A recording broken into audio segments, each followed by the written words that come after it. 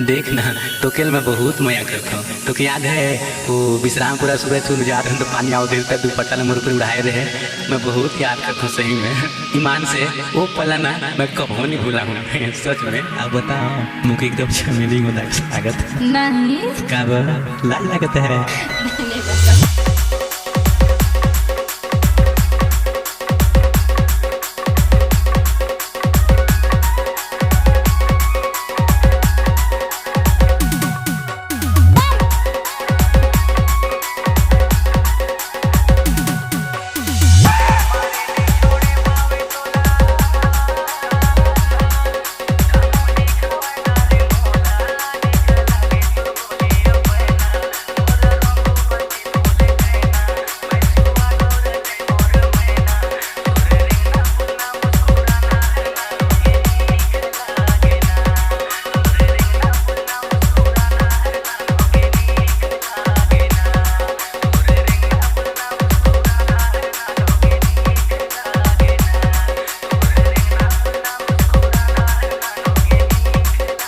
DJ Shrichand बलुआ पाठ।